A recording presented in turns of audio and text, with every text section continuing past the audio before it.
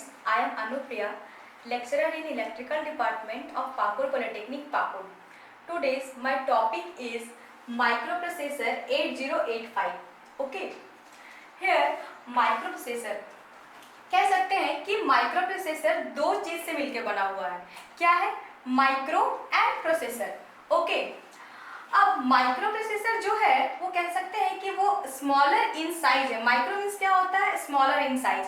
और smaller in size को हम लोग क्या लिख सकते हैं? म्यू लिख सकते हैं. That one is the mu. Okay. And processor, processor को क्या लिखते हैं? पी. ओके. अब प्रोसेसर क्या काम कर रहा है? प्रोसेसर जो है it control all the devices. अब ऑल द डिवाइसेस में क्या चीज है? जैसे ये मेमोरी को कंट्रोल कर सकता है, इनपुट आउटपुट डिवाइस को कंट्रोल कर सकता है, एक्सटर्नल डिवाइसेस को भी कंट्रोल कर सकता है. बेसिकली हम लोग कह सकते हैं कि माइक्रोप्रोसेसर जो है एक इलेक्ट्रॉनिक्स कंपोनेंट है जो कि यूज होता है कंप्यूटर में. ओके. हम लोग ये भी बोल सकते हैं कि जो माइक्रोप्रोसेसर है जस्ट लाइक अ सीपीयू है. जैसे कोई भी कंप्यूटर है, कंप्यूटर का हम बोलते हैं कि मदरबोर्ड जो होता है वो सीपीयू है. और सीपीयू के अंदर क्या लगा रहता है? चिप लगा हुआ रहता है, जो आजकल के हम लोग कंप्यूटर में देखते हैं. ठीक है.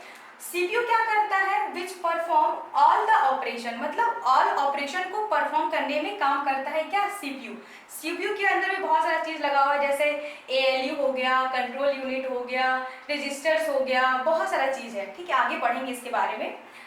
जैसे इसमें क्या है कि माइक्रोप्रोसेसर, अब माइक्रोप्रोसेसर का तीन अपना काम होता है. क्या काम है उसका?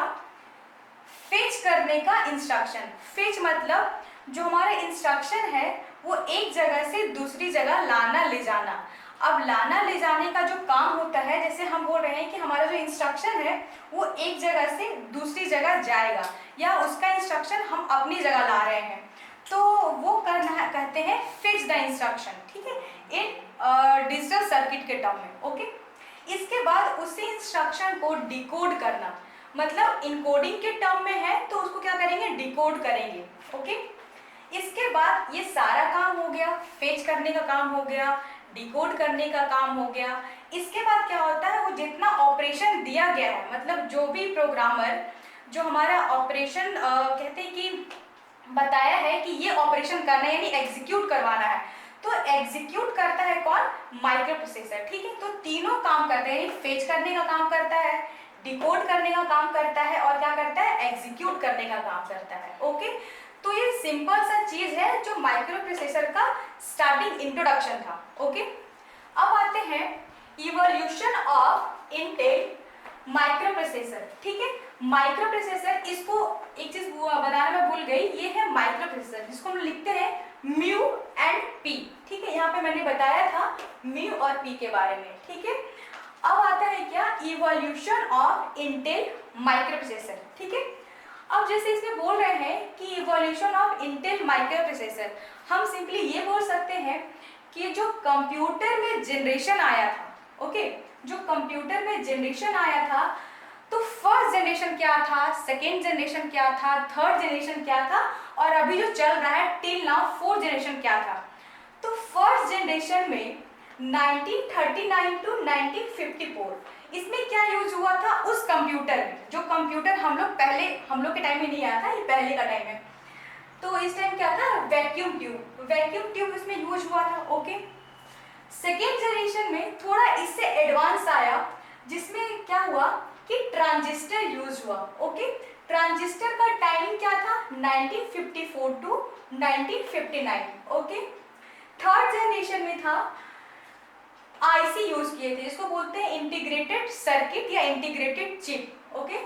1959 टू 1971 ये इसका ईयर का जनरेशन है. ओके. फोर्थ का है 1971 टू टिल नाउ, यानी अभी जो चल रहा है प्रेजेंटली, वो क्या है? माइक्रोप्रोसेसर.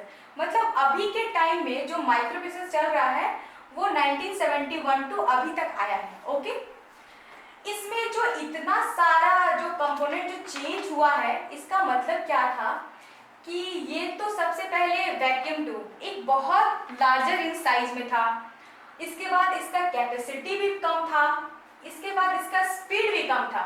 जैसे एक फंक्शन कर रहे हैं फिर दूसरा फंक्शन आएगा, इसके बीच में बहुत सारा टाइम टेकिंग लगता था। ओके, तो ये वैक्यूम ट्यूब का काम था। इसके बाद आया ट्रांजिस्टर जो कि थोड़ा इससे फास्ट था। ओके, इसके बाद आया आईसी। आईसी ट्रांजिस्टर से भी थोड़ा फास्ट आया। और इसके बाद ये जो माइक्रो प्रोसेसर है, ये माइक्रो प्रोसेसर ये सारा से सबसे ज्यादा फास्ट आया। इसका एग्जीक्यूशन टाइमिंग मतलब फास्ट था। इसका और है, इसका जो साइज है वो भी स्मॉलर इन साइज है। दूसरा बात क्या है, इसका स्पीड स्पीड भी काफी ज्यादा है as compare to this all. अब इतना सारा माइक्रोप्रोसेसर के बारे में इंट्रोडक्शन पढ़ लिए हैं, तो इसका ब्लॉक डायग्राम पढ़ते हैं। Block diagram of micro processor. अभी जैसे मैंने बताया था कि माइक्रो प्रोसेसर के अंदर कंट्रोल यूनिट लगा हुआ रहता है, एएलयू लगा रहता है, उसी टाइप से जैसे ये माइक्रो प्रोसेसर है। माइक्रो प्रोसेसर के अंदर एएलयू लगा हुआ है, कंट्रोल यूनिट लगा हुआ है, रजिस्टर एरे लगा हुआ है, इनपुट डिवाइसेस, ऑब्वियस है इनपुट डिवाइस है तो आउटपुट डिवाइस होगा ही, और एक मेमोरी यूनिट है। ओके, इसमें इनपुट डिवाइस तो सब जानते हैं, जहां से इनपुट देते हैं। माइक्रो प्रोसेसर के अंदर एएलयू लगा हुआ है। ठीक है, एएलयू में क्या है, जो बोलते हैं arithmetical and logical unit. Arithmetic का मतलब है, जैसे अरिथमेटिक का मतलब है एडिशन करना, सब्सट्रैक्शन करना, मल्टीप्लिकेशन करना एंड ईटीसी, बहुत सारा चीज। अब लॉजिकल यानी एल का मतलब है, जैसे हम लोग और का ऑपरेशन करते हैं, और गेट का, नॉर का ऑपरेशन करते हैं, एंड का ऑपरेशन करते हैं, एंड नैंड का ऑपरेशन करते हैं, and so many things. Okay, control unit क्या करता है, ये सारी चीज को कंट्रोल करने का काम करता है। अब रजिस्टर एरे क्या काम कर रहा है, जैसे रजिस्टर एरे है, मैंने बोला था कि माइक्रो प्रोसेसर जो है उसमें बहुत ज्यादा स्टोरेज डिवाइस है, तो इसके अंदर जो रजिस्टर लगा हुआ है वही चीज स्टोर करने का काम करता है। ठीक है, ये register array. Okay, register array जो भी है स्टोर करने का काम करता है, और एरे का मतलब है एक सीक्वेंस वे में उसको अरेंज किया हुआ है। ठीक है, और लास्ट में क्या है, memory unit. Okay, terminology used in micro processor. और लोग स्टार्ट करते हैं टर्मिनोलॉजी। टर्मिनोलॉजी का मतलब है कि हम इसमें क्या क्या चीज और यूज करेंगे। ठीक है, इसके इंटरनल आर्किटेक्चर में। तो आर्किटेक्चर पढ़ने से पहले हम लोग इसका थोड़ा टर्मिनोलॉजी पढ़ लेते हैं। जैसे सिस्टम बस। ठीक है, सिस्टम बस क्या है, the CPU must be able to communicate with all device. जो सीपीयू है वो क्या करता है, जितना भी डिवाइस है उसके साथ कम्युनिकेट करने का काम करता है। ठीक है, थ्रू अ कम्युनिकेशन चैनल, मतलब जो बहुत सारा वायर है उसके थ्रू क्या करता है सीपीयू, बहुत सारा, जैसे कहते हैं कि कीबोर्ड के साथ कर रहा है कम्युनिकेशन, और माउस के साथ कर रहा है, जो कि हमारा क्या हो रहा है, जैसे डिवाइस जो कम्युनिकेशन चैनल को, ठीक है, सिस्टम बस। ठीक है, the CPU must be able to communicate with all device, the device are connected by a communication channel. Okay, जो कम्युनिकेशन चैनल है हम लोग ये बोल सकते हैं कि कम्युनिकेट कर रहा है हमारा इनपुट आउटपुट डिवाइस जो है सीपीयू के साथ कर रहा है, जैसे कीबोर्ड हो गया, माउस हो गया, ये सब क्या कर रहा है, हमारा सीपीयू के साथ कम्युनिकेशन कर रहा है, यानी बातचीत करने का काम कर रहा है। ओके, अब इसमें एक टर्म आया बस। जैसे हम लोग जनरली जानते हैं बस क्या करता है, ट्रांसपोर्ट करने का काम करता है। ठीक है, एक जगह से दूसरी जगह ले जाने का काम करता है। तो सिंपली यहाँ पे भी जो डिजिटल इलेक्ट्रॉनिक्स है उसमें भी बस यही काम कर रहा है। बस क्या काम कर रहा है, हमारे डेटा को और एड्रेस को लाने ले जाने का काम कर रहा है। ठीक है, तो जो बस है वो बेसिकली 3 टाइप का होता है। क्या क्या है, डेटा बस, एड्रेस बस एंड कंट्रोल बस। ठीक है, डेटा बस क्या करेगा, हमारा डेटा को लाने ले जाने में काम करेगा। ठीक है, एक जगह से दूसरी जगह। और जो ये डेटा बस होता है बेसिकली हम लोग बोल सकते हैं कि जो डेटा बस है वो 8 बिट्स का होता है। ठीक है, और हम लोग जानते हैं क्या, 8 बिट्स इज इक्वल टू क्या है, 1 byte. Everyone know 8 bits is equal to क्या, 1 byte. Okay, second one is address bus. Address bus क्या करता है, जो हमारा डेटा का एड्रेस है उसको एक जगह से दूसरी जगह ले जाने का काम करता है, ठीक है। जो कि क्या करता है, वो एड्रेस को एक जगह से दूसरी जगह ट्रांसमिट करेगा। एड्रेस बस कितना बिट का होता है, तो वो होता है 16 बिट्स का होता है, okay. Third one is control unit. Control unit क्या करता है, the control bus carries control unit to the other units, ठीक है। इसके बाद क्या है, the control information is use for directing the activity of all the units. मतलब ये जो कंट्रोल यूनिट है वो सारा का डायरेक्शन देता है कि कैसे कैसे हमारा जो डेटा है वो एक जगह से दूसरी जगह आएगा जाएगा। जैसे हमारा जो इनपुट आउटपुट डिवाइस है, सेकेंडरी स्टोरेज डिवाइस है, कैसे डेटा हमारा एक जगह से दूसरी जगह ट्रांसमिट करेगा, ठीक है। पहले कौन सा एग्जीक्यूशन होगा, इसके बाद कौन सा होगा, मतलब ये कंट्रोल करने का काम करता है, हम ये बोल सकते हैं, okay. Next part is types of language. क्या लैंग्वेज यूज होता है माइक्रो प्रोसेसर के अंदर, ठीक है।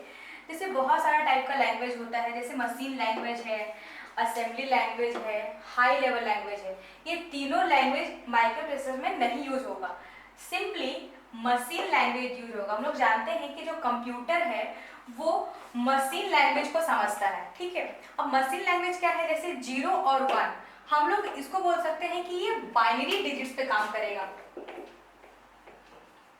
बाइनरी डिजिट्स के ऊपर काम करेगा, ठीक है। बाइनरी डिजिट्स क्या होता है, 0 और 1, ठीक है। 0 का मतलब होता है ऑफ कंडीशन एंड 1 का मतलब होता है ऑन कंडीशन, ओके। सिमिलरली ये क्या है, असेंबली लैंग्वेज, ठीक है। असेंबली लैंग्वेज क्या होता है, ये कलेक्शन ऑफ निमोनिक्स है। कलेक्शन ऑफ निमोनिक्स का मतलब है जैसे इसमें ऐड होगा, सब्ट्रैक्ट होगा, मूव होगा, कोई भी इंस्ट्रक्शन को मूव करने का काम है। मतलब हम मेमोरी से इनपुट में मूव कर रहे हैं और something like that, okay. The third one is higher level language, okay. इसमें क्या है, the programming language close to human language. Simply हम लोग कह सकते हैं कि जो हाई लेवल लैंग्वेज है, जैसे हम लोग बोलते हैं कि सी में क्या यूज करते हैं, प्रिंटफ, स्कैनफ और etc। और जैसे C++ है, C++ में हम क्या कमांड करते हैं, सी आउट etc, ओके। अब जैसे इसमें क्या है कि मशीन लैंग्वेज में हम लोग क्या बोलते हैं, उसको मशीन लैंग्वेज में बोलते हैं लो लेवल लैंग्वेज, जो कि माइक्रो प्रोसेसर या कंप्यूटर समझता है। अब लो लेवल लैंग्वेज क्या है, जैसे 0101 हम बोल रहे हैं कि एडिशन करना है, सब्ट्रैक्शन करना है, तो ये तो न्यूमेरिक्स कोड है, ठीक है। अब न्यूमेरिक्स कोड को कैसे समझेगा ये मशीन लैंग्वेज, तो ये जो न्यूमेरिक्स कोड को जो लो लेवल लैंग्वेज है यानी मशीन लैंग्वेज है, इसको 0101 के टर्म में कन्वर्ट करेगा, ठीक है। तो ये समझेगा क्या, मशीन लैंग्वेज। सिमिलरली प्रिंटर भी कुछ ऐसा काम करता है। प्रिंटर क्या है, ये ह्यूमन के लिए इजीली अंडरस्टैंडेबल है, ओके, इजीली अंडरस्टैंड कर सकता है। अब इसको असेंबली लैंग्वेज को से बोलते हैं कि असेंबली लैंग्वेज को मशीन लेवल लैंग्वेज में कन्वर्ट करना है, ओके। तो इसमें क्या काम करेगा, एक असेंबलर सॉफ्टवेयर होता है जो कि इसको लाइन बाय लाइन कन्वर्ट करने का काम करता है। असेंबलर एक सॉफ्टवेयर है जो कि लाइन बाय लाइन कन्वर्ट करेगा मशीन लैंग्वेज में, okay. Last one is the high level language. High level language में क्या यूज होता है, कंपाइलर यूज होता है, जो कि हमारा इंस्ट्रक्शन को कंपाइल करता है ऑल एट अ टाइम, मतलब एक साथ कर सकता है। इसमें क्या था, लाइन बाय लाइन, असेंबलर में क्या था, लाइन बाय लाइन होगा, और इसमें क्या है, हाई लेवल लैंग्वेज में ऑल एट अ टाइम, यानी compiler software. All at a time मतलब क्या है कि जितना भी इंस्ट्रक्शन देंगे वो एक बार में ही एग्जीक्यूट कर देगा, okay. This one is the last, and my next video will be architecture of 8085, okay. Thank you for watching my video.